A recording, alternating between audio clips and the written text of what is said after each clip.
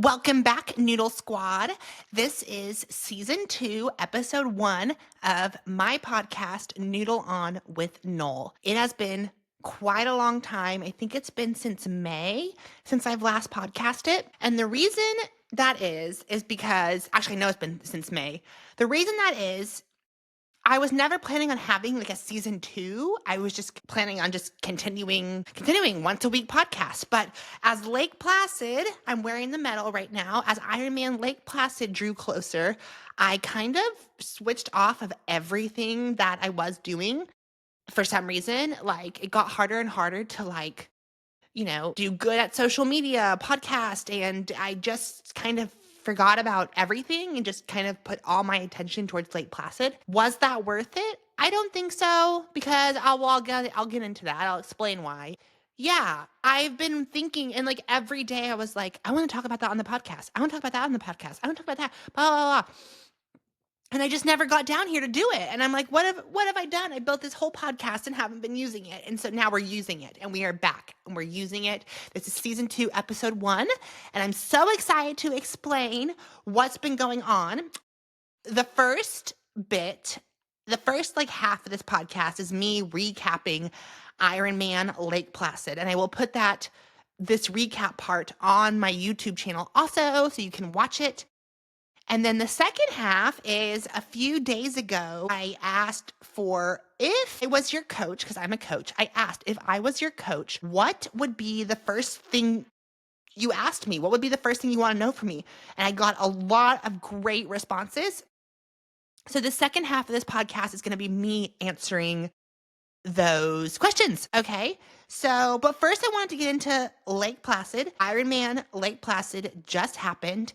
It was my 13th full Ironman, and I got a ton of questions of what happened and like, how did I do? And I did finish, but I wanted to get into like a little bit of a race recap, because I don't know how long a lot of my listeners have been into triathlon or have been following me, but back in the day, people used to do blog posts for their race recaps. Then it kind of got into YouTube. People would YouTube their race recaps. I used to do that too. But now we are moving into the future, podcasting a race recap. Because I do have a lot to say about this race that I hope people who've been following my journey will resonate with and understand about kind of what happened out there. So let's get into it. Ironman Lake Placid was this last Sunday. It was a very, very wet day. It rained, I would say 85% of the race. When I was out on the course, it was raining. So, and I will say a lot of people welcomed it. A lot of people thrive in the cooler weather it brought. For me, was the exact opposite. Rain is my kryptonite. I can't bike very well on it. It's extremely hard to bike well in it. I couldn't see half it. Every time it was raining, I couldn't see. My visor just didn't work. So I was kind of biking blind for, 50% of the bike, because it was weird. So Lake Placid is a 2-loop bike course. And on the one half, you're pretty much descending like 10 miles. And on the other half, you're biking uphill 10 miles, more than that. But it's basically like a descent is one half of the bike course and an uphill is the other half. And you do that twice. So you're basically, for some reason, thank goodness, for some reason, the rain never hit me on the descents. It only hit me going up. Because if it was on the descents, I would have been even worse than I already was. Okay, but I want to start out with the swim, Ironman Lake Placid swim. Let's start from the beginning. The porta potty situation in the morning was abysmal.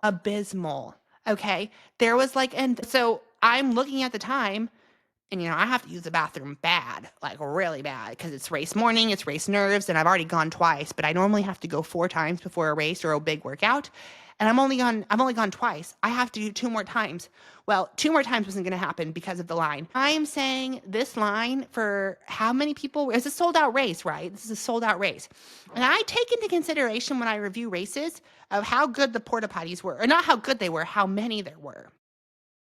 There were not enough, not near enough. It was 12. It must have been maybe At the swim start, maybe like 15 porta potties for 2,000 people. One needs to use it. And the line, I was looking like the age groupers, my wave where I wanted to start was starting at 6:30 a.m. And at 6 a.m., I was like, this is going to take forever. This is going to take so long, the line to get into these porta potties. I'm not going to be able to start on time. That's kind of already you're like off the bat a little shaken up I was already a little like, God damn it. Like, damn it. Of course that happens.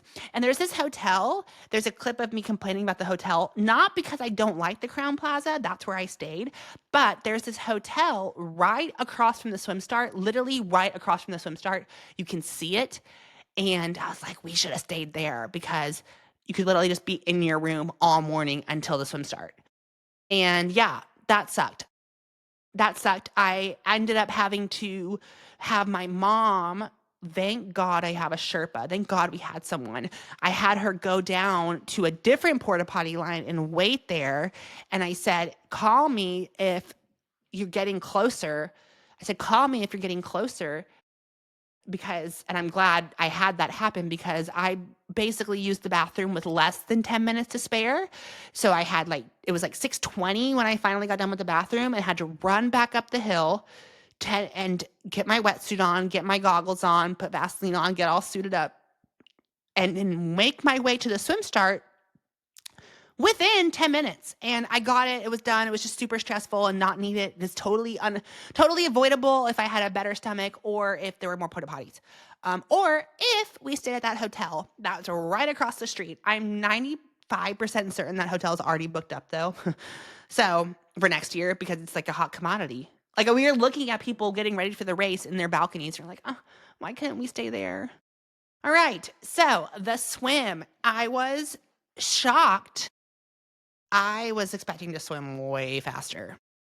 I swim a 54 something. This is my first real Ironman that I've like been trained for and ready to go since 2023. Yes, I did Kona last year, but that wasn't really anything to write home about. I'm glad I finished it, but it was awful. But this was the one I've lost weight.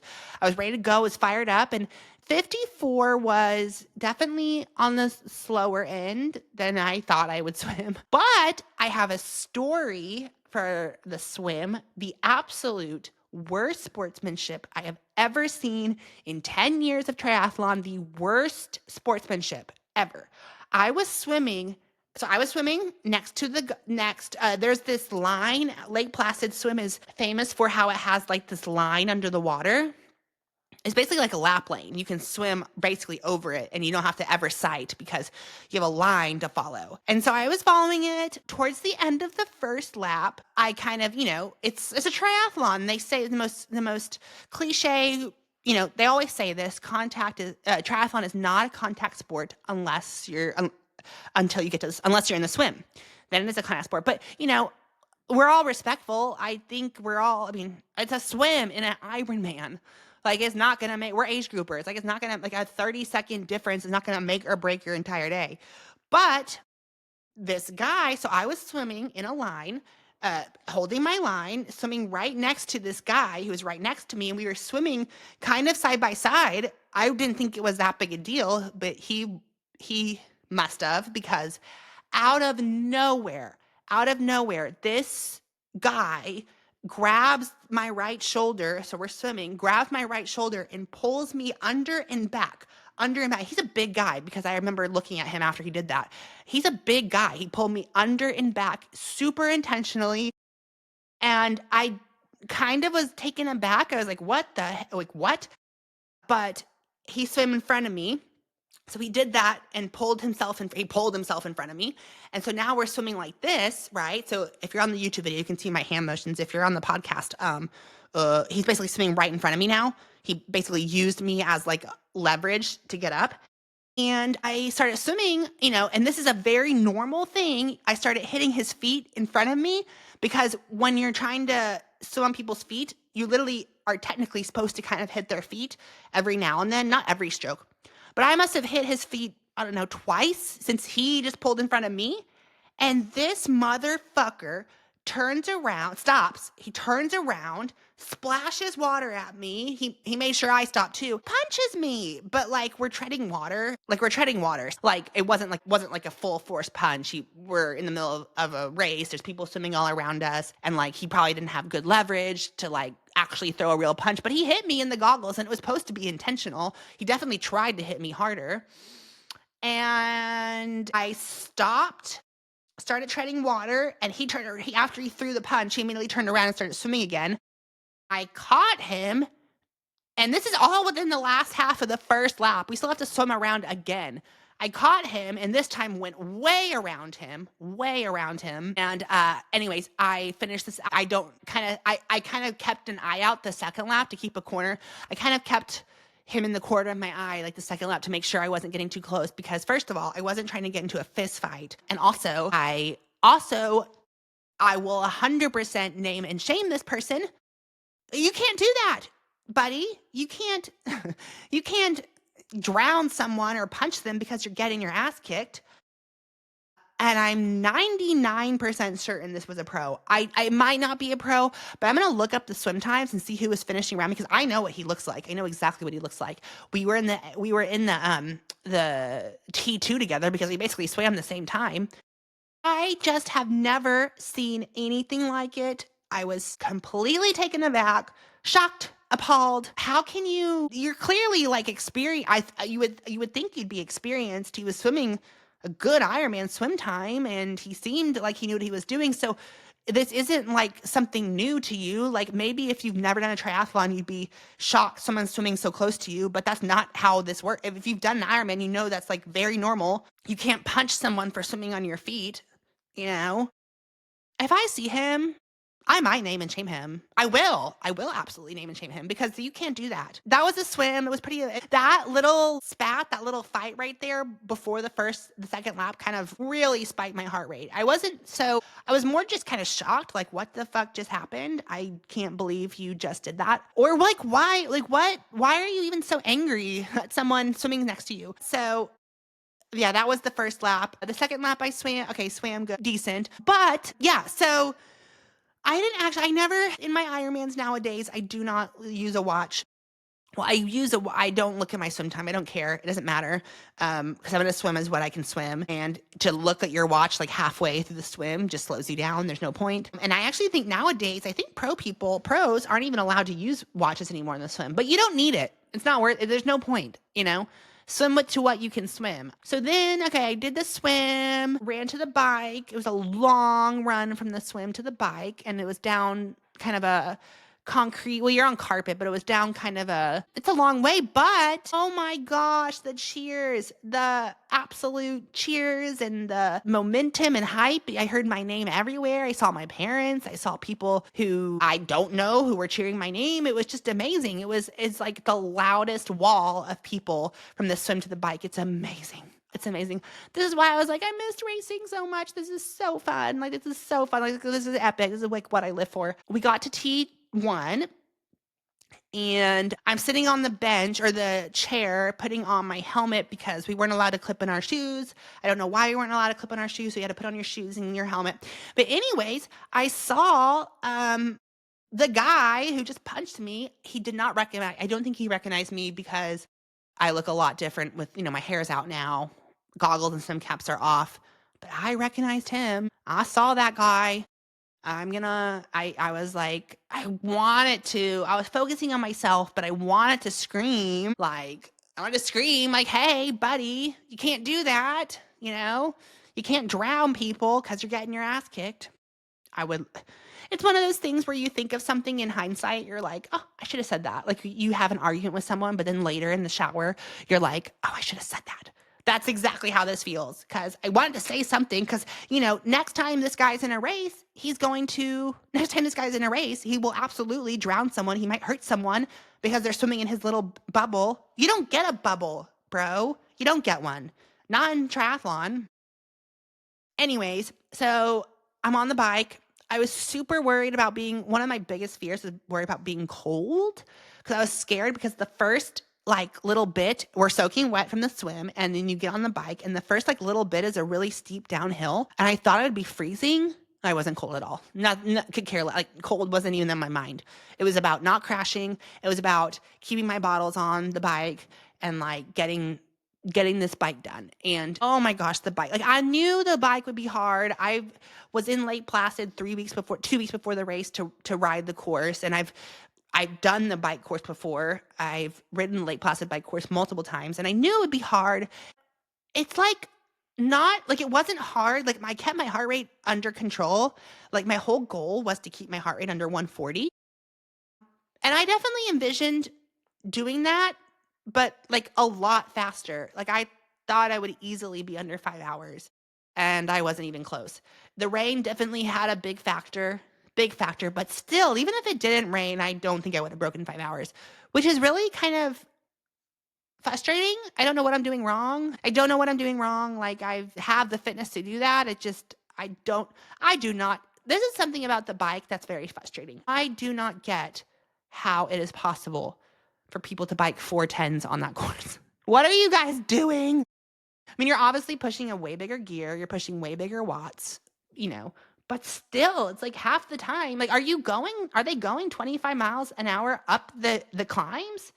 Or are they going way, way faster down the climbs or down the hills than I am, obviously? Okay, so that one makes sense. Okay, I'm going 42 miles an hour down the climb. They're going 52 miles an hour down the descents. That makes sense. Okay, they're going 10 miles an hour faster than me. But on the uphills, like, I don't know. I don't get it. And it's like really frustrating. I don't think I'm not going to bike a 410, but it's like, how do you guys do that on that course? What am I doing wrong? I don't get it. It was so slow. The first lap was fun, but as someone who's a good swimmer, a decent swimmer, I expected it to be a little bit like this, but not like I was getting passed quite a bit on the bike. And in an Ironman, you can only do what you can do. You can't base your race off someone else. Like if someone's going flying by me in an Ironman, I can't just try to hold on. I mean, I can try to hold on to them as much as I can, but everyone has to run their own race because it's still a long day. And that's a very, very, very important lesson to remember. A lot of people learn it the hard way. Like, I'm going to go with this guy. And then, 10 miles into it, you're absolutely dying and blowing up because you biked way over what you are supposed to bike. And I don't know, it just seemed like I was getting passed a lot and I was still moving decently. And I'm like, why am I getting passed? And I'm going 26 miles an hour. Like, it's just, I don't know. It just reminded me like I got a lot to work on. It just reminded me kind of what's up. And I haven't done this in a while. And the whole day was a big constant reminder of, I haven't done this in a while. So just give yourself grace because, it's also a lot longer than I remember. Like, I know it's 112 miles, but you still almost have an hour left at mile 90 and you've been on the bike for 90 miles. You've been going since 6:30 a.m. and it's now past noon.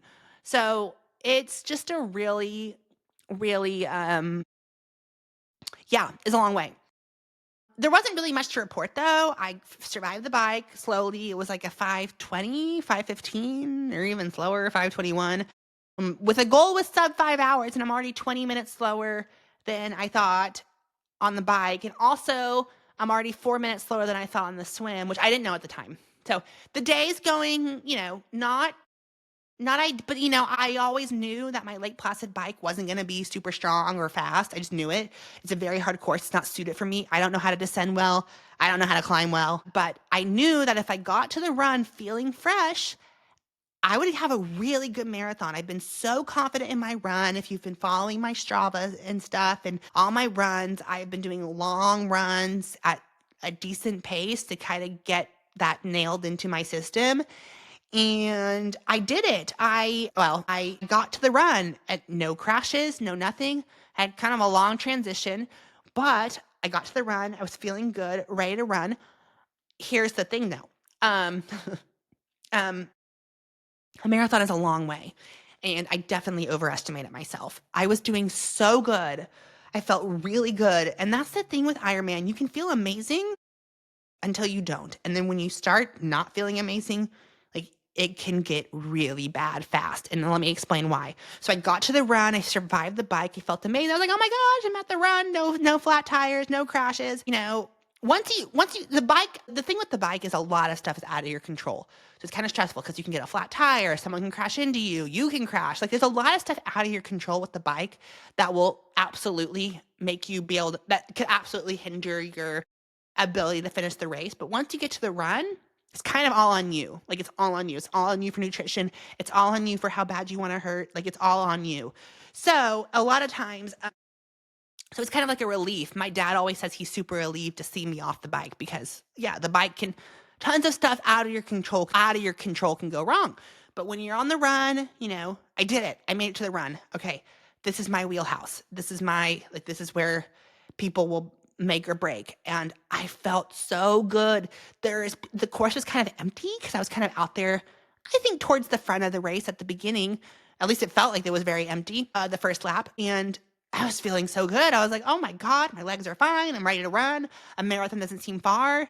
It's far. And so I made it to like mile 15, kind of cruising. Everything felt good.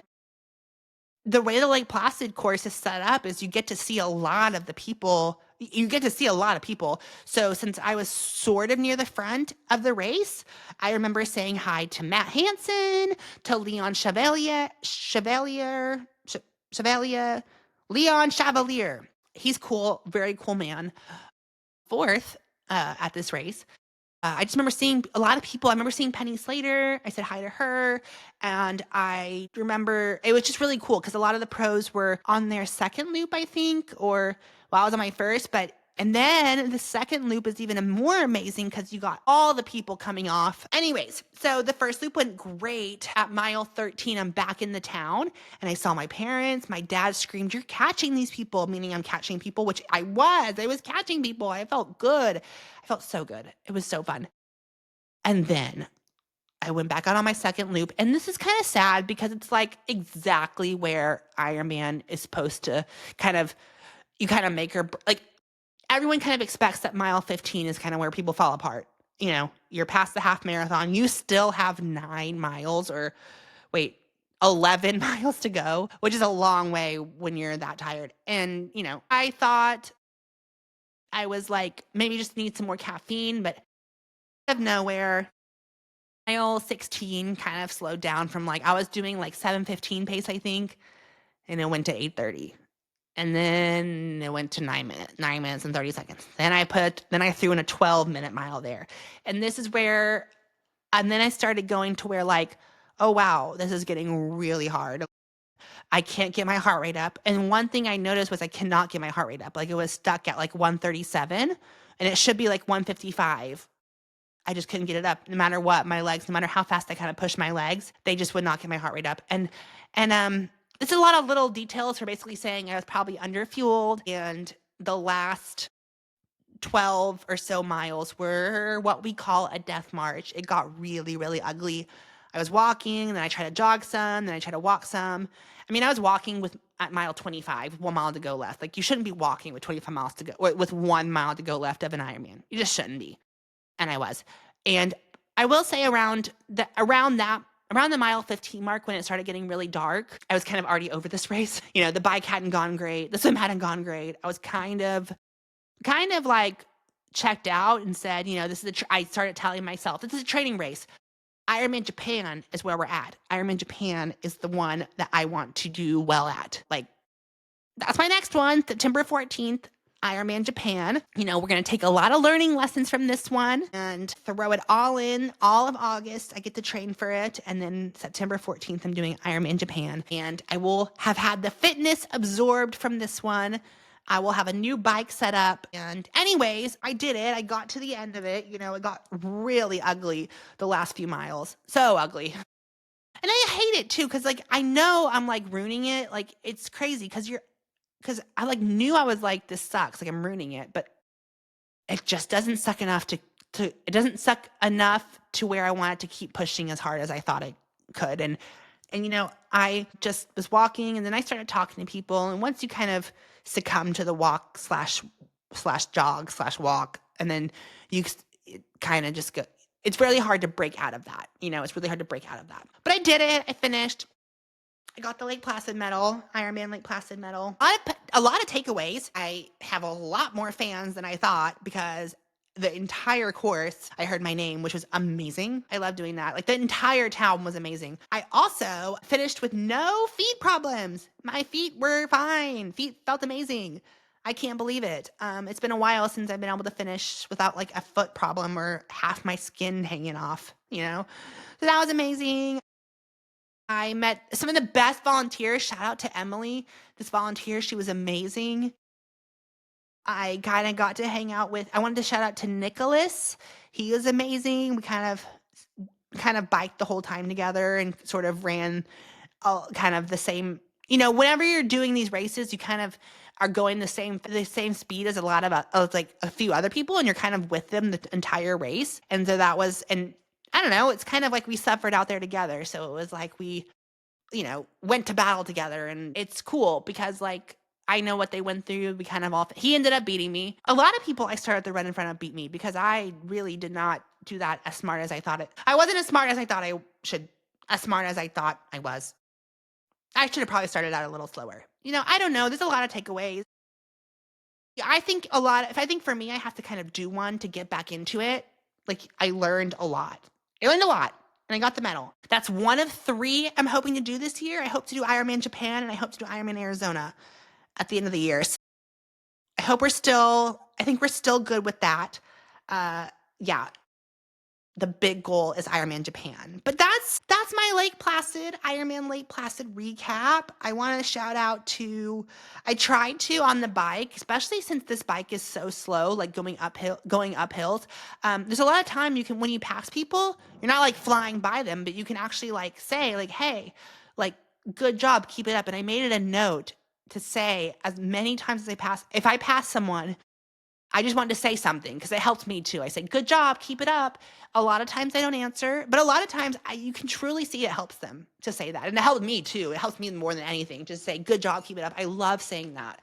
I don't know. It's something I would want to hear if I'm getting passed. And so I said it to a lot of people. And if you're one of them, if you're one of the people I said that to, comment, say, hey, you said that to me. Because I did make it a point to say it a lot. All right. So that's the Lake Placid recap. Not much else to say. It's just a beautiful race. For my next little segment, I wanted to answer some of these questions. So I am a coach, Team Noel and Coco Coaching. Hello, everyone. Welcome to Team Noel and Coco Coaching. I'm Coach Noel. And I asked you guys in an Instagram post to comment some of your most, like if I was your coach, what's the first thing you would ask me? And we got some great responses. And so I wanted to read a few of them. Okay. So have you had a coach and did you follow what he gave you training wise? I've had multiple coaches, and when I am coached, I will say I do try my best to follow it. I've coached myself to Ironmans before, and I've been coached to Ironmans, and I will say my best Ironmans that I've ever done is when I was coached, and when I wasn't self-coached, I didn't do great. So I have had coaches. Matt Hansen was one of my coaches, and John Fetchick, two of my main coaches, and yeah, these two definitely got me to a place I couldn't have gotten to by myself. How are you so amazing, Katie, finding balance? Thank you, Katie. Thank you. I don't know how to answer that one. You guys always making me schmitten. Isn't that the word schmidt? I'm schmitten. Or, oh shucks, I'm schmitten. Okay, next. How do I best use the little time I have available to train? Yeah, that's a really good question because a lot of people who want to do, 99% of these people who want to do a triathlon, who want to do an Ironman, have a full-time job or have kids or something. And it really is like, can I even do this with how little time I have? And I do think that's a big reason why a coach might be helpful is because we can train you to get the most out of your little time. So like say you only have 10 hours to train a week. Well, you can make up what to do for those 10 hours, or the coach can make sure you're utilizing that as best as possible, how you're going to do it. Like I want to make sure you get enough of each sport, but we're also working on your weaknesses. You can do it without a coach, but I think it's really beneficial when someone has such a short time frame to work out.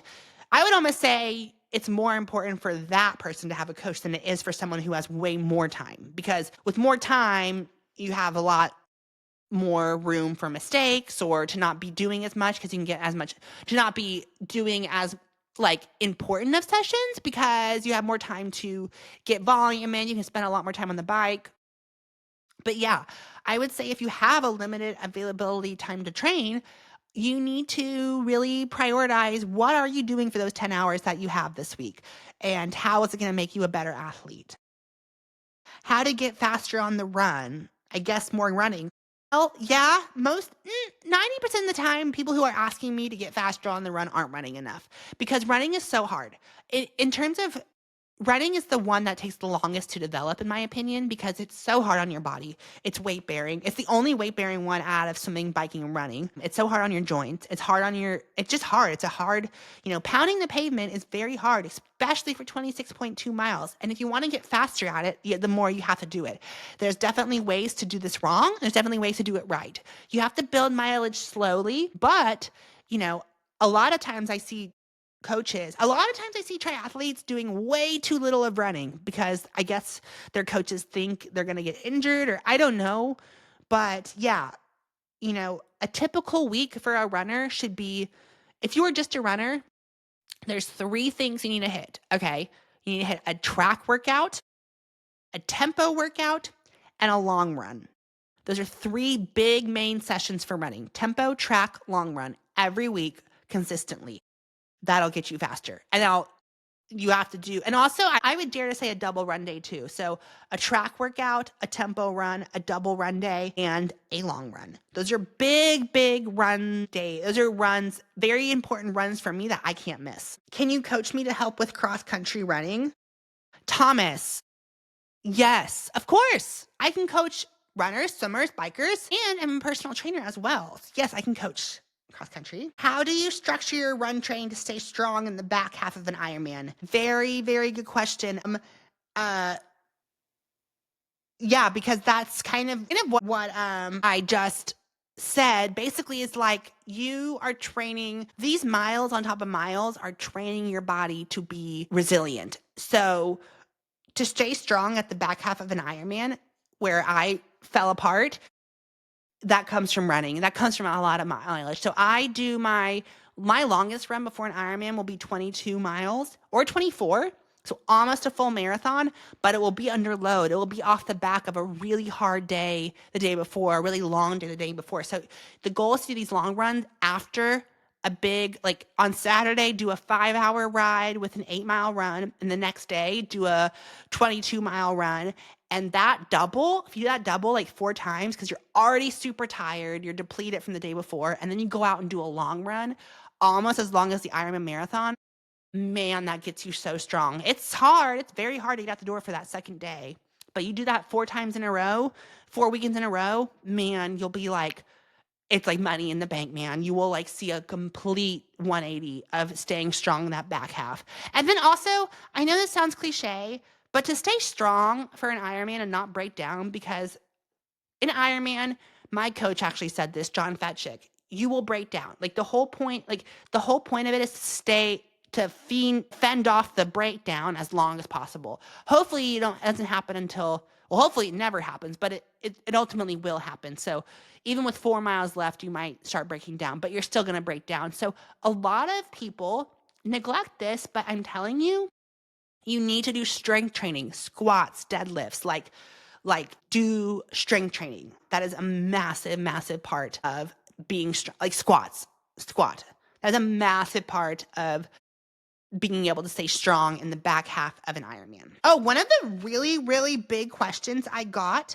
was how do I start swimming if I was an adult swimmer, like an adult swimmer?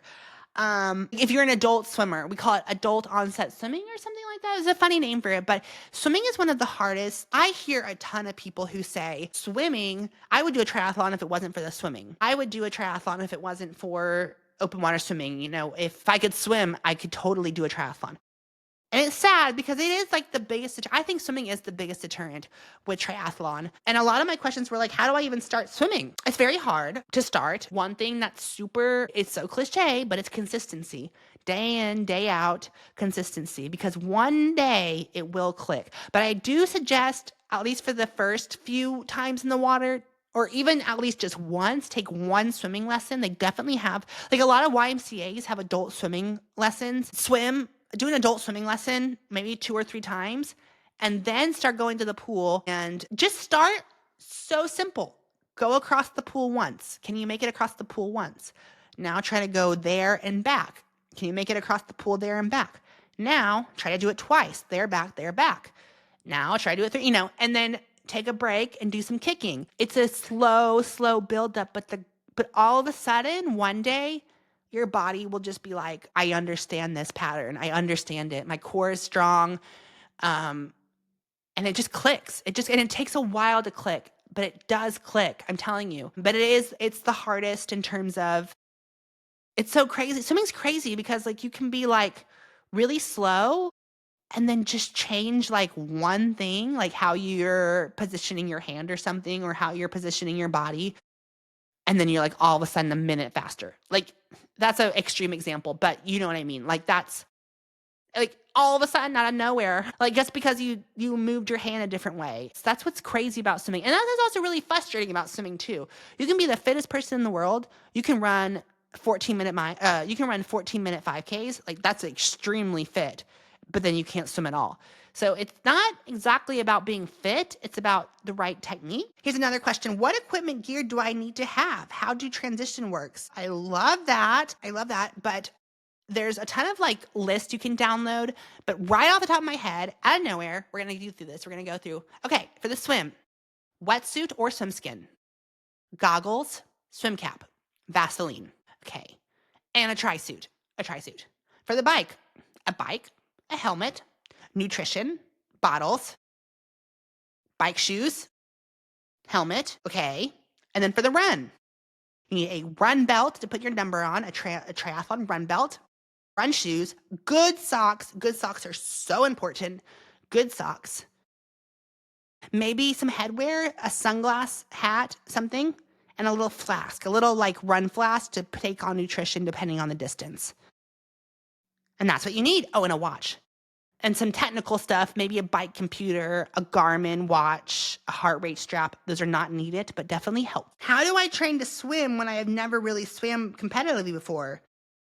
I really would love to hold my own swim training camp. Would you guys come to it? Would you come if I had a swim training camp? Where do I start? LOL. Want approachable goals, but also welcome the challenge.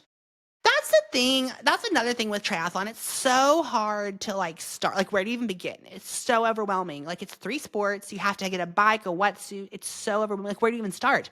And I do think that's where a coach can help, because we can kind of tell you what you need and what you definitely don't need to start. I think people can totally overdo it. I mean, there's so many gimmicks, like this is the best wetsuit because it will shave 3 seconds off per one, and it's like, you don't need that. You just don't. Like, there's so much jibber jabber out there or whatever. And I think that's where a coach can help. How to start might be hiring a coach. And you don't have to have a coach either. There's tons of plans on there you can find.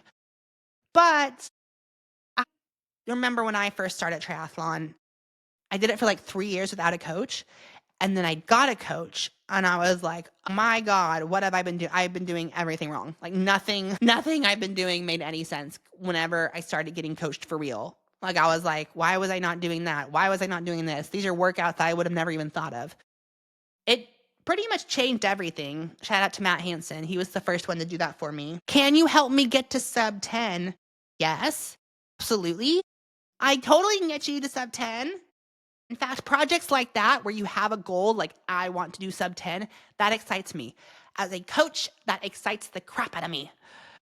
Oh, yes, I can. These are all really good. These are all really amazing questions. I do want to say I might answer a few more of those on a later podcast, but I just want to kind of get this out there because I just wanted to get out. Yeah, I just wanted to get out an episode and show that I'm still doing the podcast. We're still out. We're still here. And this has been another episode of Noodle On with Noel. Leave a rate and review. If you're loving the podcast, please leave a rate and review. We are totally back.